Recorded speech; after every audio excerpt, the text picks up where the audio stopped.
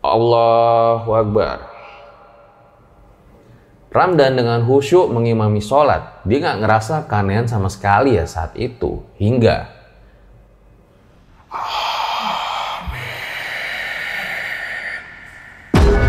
terdengar sautan yang sangat pelan, namun juga menenangkan dari belakangnya.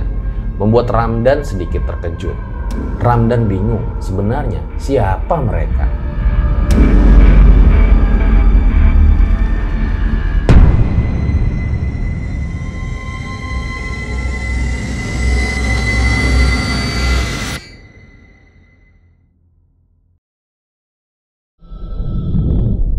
Kembali lagi bersama gue Fajar Ditya. Kali ini di Om Mamat season 3. Kamu yang takut atau mereka yang lari?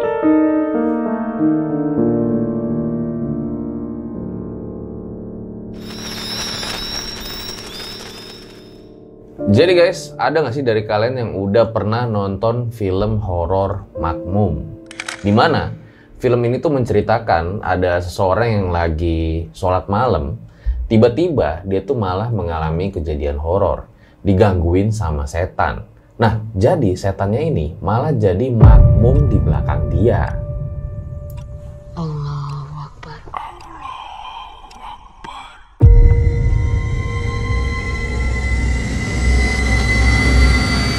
Buat cerita kali ini tuh kira-kira mirip-mirip lah sama kayak makmum dialami sama Ramdan. Gimana? Pada saat itu dia masih kelas 2 SMP. Saat itu dia sama 4 orang temannya tuh dapat giliran ya buat nginep di masjid. Tapi dia malah mengalami hal-hal yang aneh.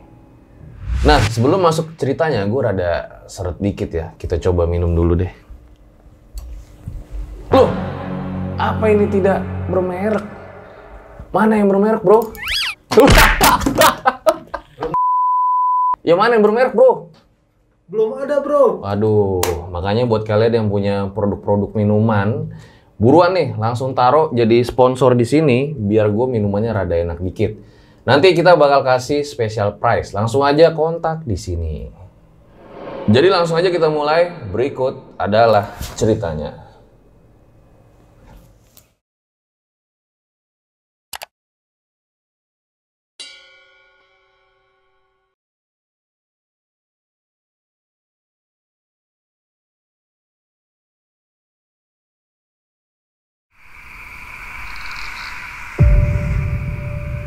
Saat itu tahun 2007, Ramdan sama temen-temennya lagi dapet tugas nih buat tidur di masjid.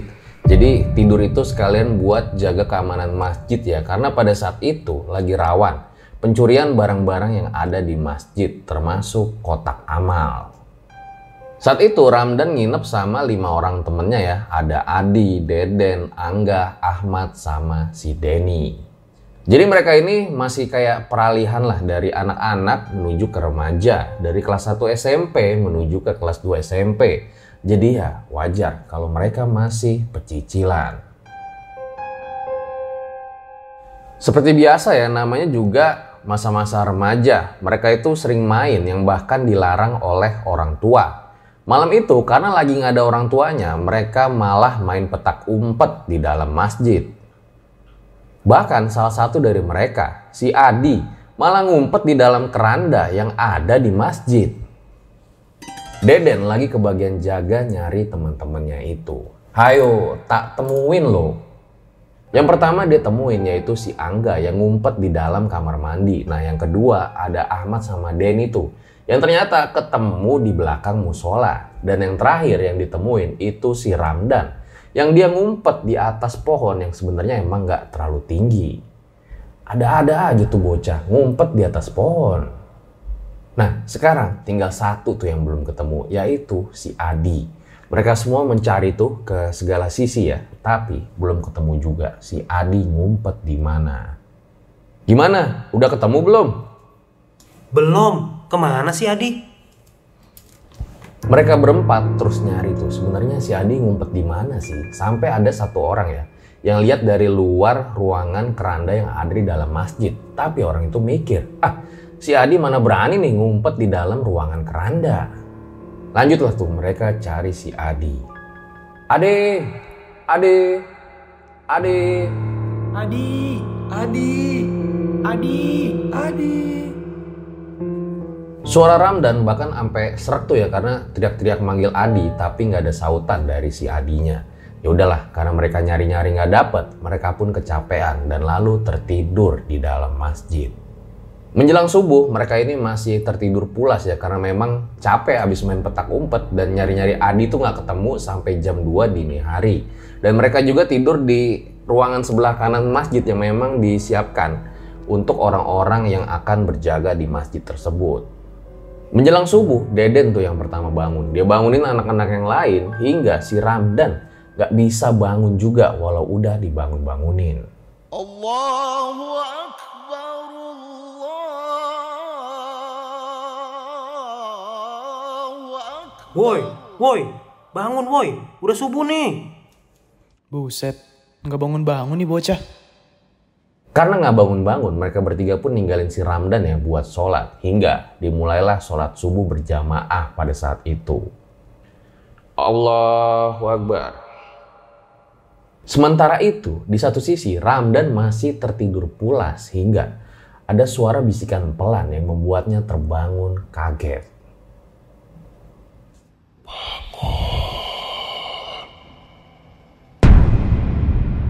Ramdan terbangun kaget. Berulang kali dia lihat ke sekitar, tapi nggak ada siapa-siapa yang ada di sampingnya.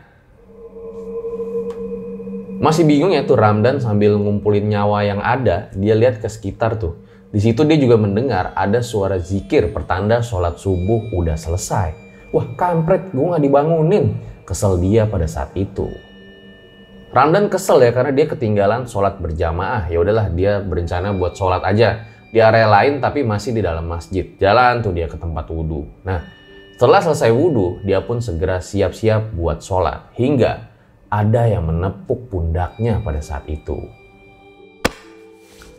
Dek, sekalian imami kami juga ya.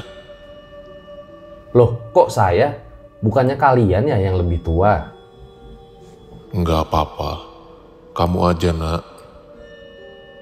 Saat itu Ramdan didatangi oleh 4 orang dewasa yang memakai pakaian yang berbeda-beda. Yang satu menggunakan pakaian itu serba hitam dan ada satu nih yang membuat Ramdan tuh nggak bisa pangling ya dari pria tersebut. Dimana prianya itu menggunakan sorban dan jubah yang berwarna putih. Di antara mereka berempat gak ada tuh yang mau jadi imam sholat. Padahal Ramdan itu usianya jauh lebih muda pada saat itu. Kira-kira ya kalau kata Ramdan usia mereka itu antara 30 sampai 40 tahun lah kalau dilihat dari perawakannya. Aneh pikir Ramdan, mereka kan lebih tua, kenapa ya nggak mau jadi imam? Ya udahlah, Ramdan pun segera memulai sholat subuh pada saat itu. Allahu Akbar.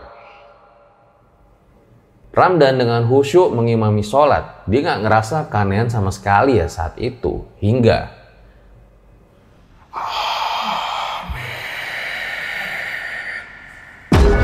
terdengar sautan yang sangat pelan, namun juga menenangkan dari belakangnya, membuat Ramdan sedikit terkejut. Ramdan bingung, sebenarnya siapa mereka? Saking khusyuknya Ramdan ini nggak sadar ya kalau lagi diperhatiin sama teman-temannya tuh. Di situ teman-temannya pada kebingungan ya. Ramdan ini sholat sendiri, tapi seakan-akan dia itu jadi imam sholat berjamaah. Aneh tuh Ramdan, sholat sendiri kok bacanya malah dikerasin sama dia. Teman-temannya Ramdan pada kebingungan, ngelihat Ramdan ini kayak orang linglung. Sebenarnya apa yang sedang terjadi? Buat kalian yang punya pengalaman horor nyata, bisa kirim cerita kalian ke email rjl5 atau DM Instagram rjl5.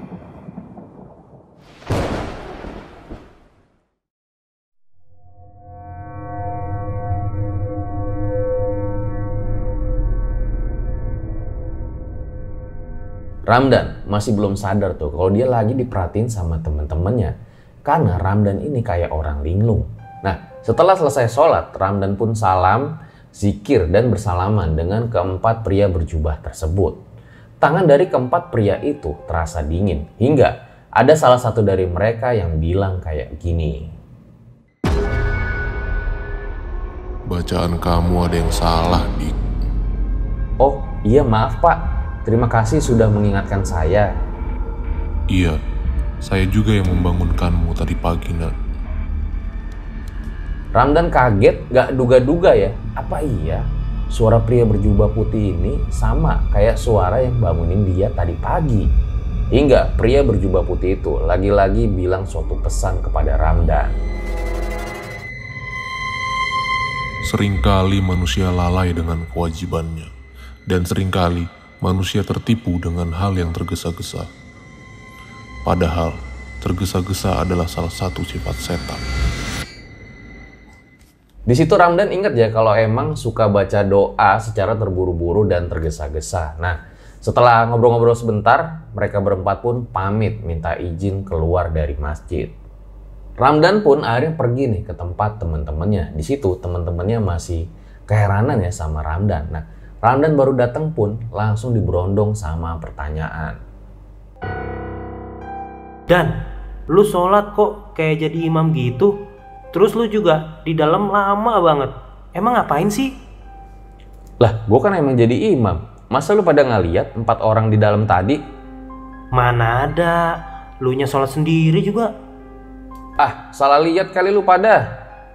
Ramdan bingung sama pertanyaan dari temen-temennya. Karena emang dia itu ngerasa jadi imam. Nah, perdebatan terus terjadi tuh di mana 3 orang itu ngeliat Ramdan sama sekali nggak jadi imam.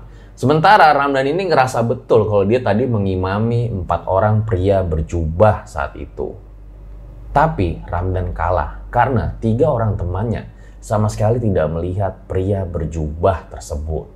Lah, terus yang tadi siapa? Masa ia makhluk gaib? Belum selesai permasalahan Ramdan, ada lagi nih. Si Deden bilang kalau Adi itu dari semalam belum ditemukan. Entahlah, mungkin udah pulang ke rumah atau gimana, mereka juga nggak tahu. Ramdan sempat bilang ya, pas dia lagi wudhu, dia itu ngelihat si Adi lagi sholat subuh berjamaah di barisan paling belakang, tapi ditepis mentah-mentah tuh sama semua teman-teman Ramdan. Mereka bilang gak ada tuh sama sekali Adi ikut sholat subuh berjamaah. Lah terus siapa yang dilihat sama si Ramdan? Emang aneh bener nih si Ramdan. Yaudahlah, mereka pun langsung bergegas tuh sekitar jam 7 pagi ke rumah Adi ya buat mastiin kalau emang Adi ini udah pulang ke rumahnya. Jalan tuh mereka. Nah, pas sampai di rumah Adi, ternyata Adi belum pulang sampai di rumah. Terus, di manakah Adi berada?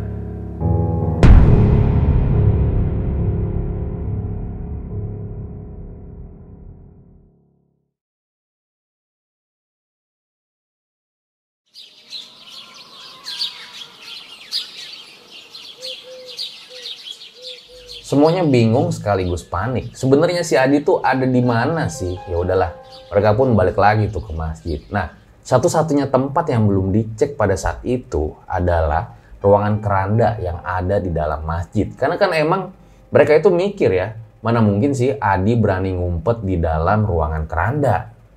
Ya udahlah, mereka jalan tuh menuju ke ruangan keranda. Nah, pas belum masuk, ternyata ada orang yang keluar dari ruangan keranda tersebut. Yang mana itu adalah Adi, jalan sambil sempoyongan.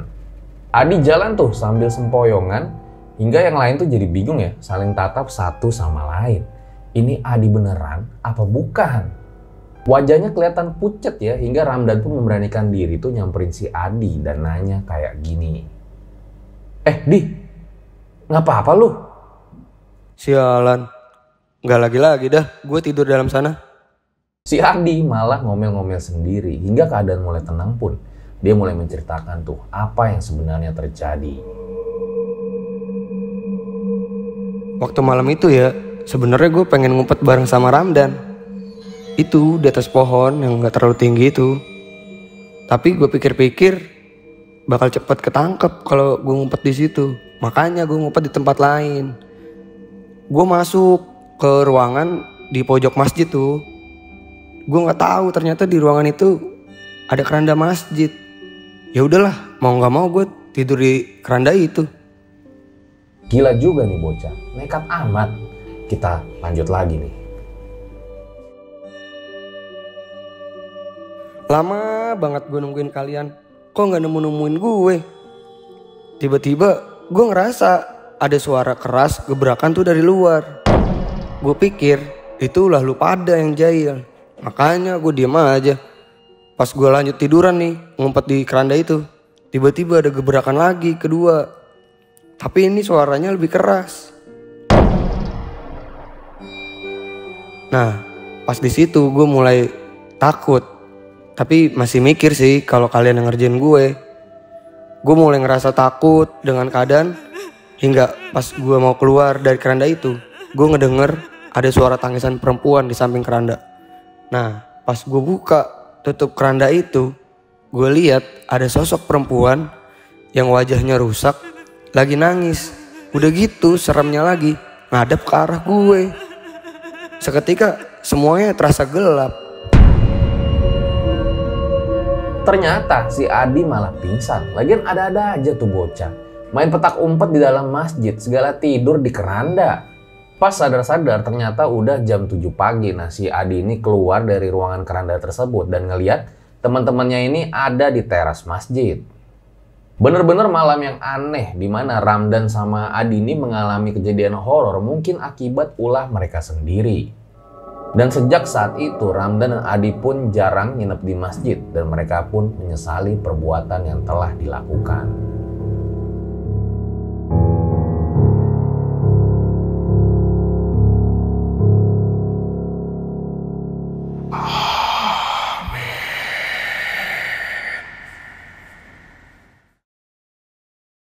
Itu dia guys kejadian yang dialami sama Ramdan ya, dimana tadi di awal gue bilang kalau rada-rada mirip sama film Makmum. Ada nggak sih dari kalian yang pernah ngalamin kayak gini? Bisa banget komen aja di bawah. Siapa tahu bisa kita undang di acara Om Mamat. Terus ya mungkin bisa aja emang ada godaan-godaan dari setan supaya sholat kita tuh jadi nggak khusyuk ya. Atau mungkin setannya kita sendiri. Masa setan godain setan? Gue rasa cukup demikian ya video Mamat pada kali ini. Ambil baiknya, buang buruknya. Dengan adanya cerita-cerita seperti ini jangan malah menjadikan kalian takut. Tetapi kalian harus semakin yakin dan percaya dengan kebesarannya. Gue Fajar Aditya, RJ5 undur diri. Ciao.